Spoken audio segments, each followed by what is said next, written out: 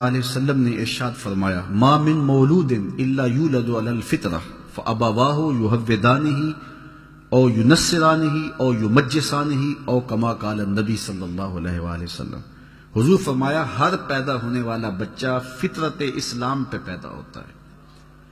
اب اس کے ماں باپ اس کو یہودی بناتے ہیں، اس کے ماں باپ اس کو عیسائی بناتے ہیں، اس کے ماں باپ اس کو مجوسی بناتے ہیں۔ تو گھر کا ماحول بچے کی ذہن سازی کرتا ہے، تو وہ فطرتاً مسلمان پیدا ہوا ہے، اس کی طبع کے اندر اسلام رکھا گیا تھا۔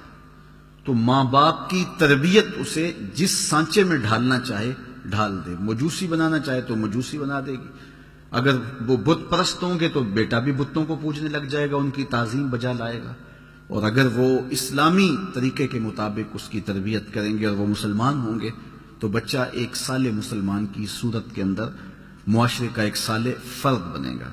اس لیے بچے کی تربیت کا جوہر ماں باپ کے ہاتھ میں ہے، اور اس میں پہلی درسگاہ ماں کی گود ہے۔ ماں سے بچہ سیکھتا ہے، یہ بات ذہن میں رکھیے گا کہ بچہ سن کر عمل کرنے سے زیادہ دیکھ کر کے نقل کرنے میں زیادہ دلچسپی لیتا ہے۔ وہ ماں باپ کے کردار کو سیکھتا ہے، اس لیے ماں باپ کو اپنے کردار کو اتنا پاکیزہ رکھنا چاہیے کہ بچے اس پاکیزہ ماحول میں پرورش پائیں۔ بہت سارے لوگ آ کے ہمیں کہتے ہیں کہ جناب اس کے لیے دعا کیجئے کہ یہ نماز نہیں پڑھتا، تو میں پوچھتا ہوں جناب آپ پڑھتے ہیں؟ تو وہ کہتا ہے ہاں میں تو نہیں پڑھتا، یہ تو پڑھے۔ تو میں کہتا ہوں یہ کیوں پڑھے؟ تو اگرچہ یہ ہر شخص کی آرزو ہے کہ میری اولاد نیک ہو، ایک چور بھی ایک آرزو رکھتا ہے کہ میری اولاد اللہ کی ولی بنے، لیکن ایسا نہیں ہوتا۔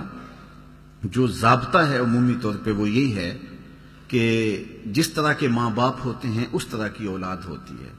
الولد سر لابیہ، جو اولاد ہوتی ہے وہ والدین کا راز ہوتی ہے۔ یہ کبھی کبھی ہوتا ہے کہ نیکوکاروں کی اولاد بھی بری ہو جاتی ہے اور بروں کی اولاد بعض اوقات اچھی ہو جاتی ہے، لیکن یہ قاعدہ نہیں ہے۔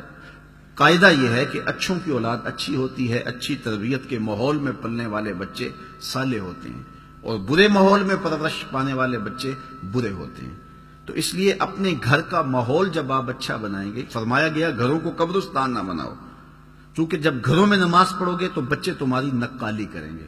امام غزالی کا بھی قول میں نے آپ کے سامنے رکھا کہ ہر عمل پہلے ریا ہوتا ہے، پھر عادت بنتی ہے اور پھر عبادت بنتی ہے۔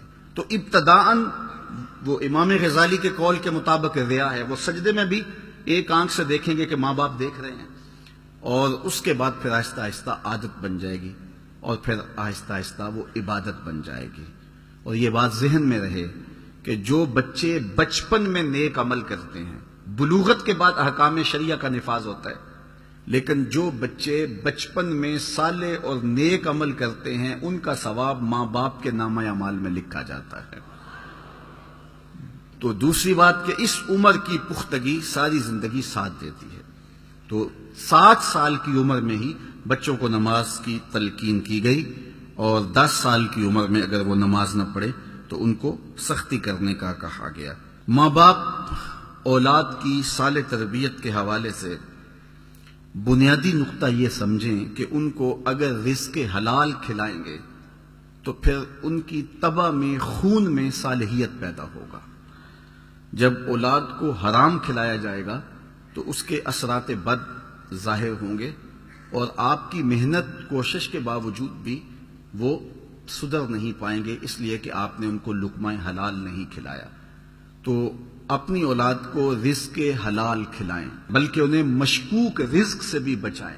جس طرح ہم دیکھتے ہیں کہ جو ناقص غذا ہے ان کا معدہ خراب کر دیتی ہے، اسی طرح جو حرام غذا ہے ان کے باطن کو خراب کر دیتی ہے۔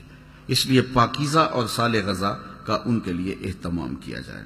اپنے اولاد کی اچھی کفالت کرو، جو وسعت ہے اس کے مطابق اپنی اولاد کے اوپر جو ہے وہ کشادگی کی جائے۔ میرے حضور علیہ الصلوۃ والسلام نے فرمایا جو تم لقمہ لا کے اپنے اہل خانہ کے منہ میں رکھتے ہو وہ بھی صدقہ لکھا جاتا ہے۔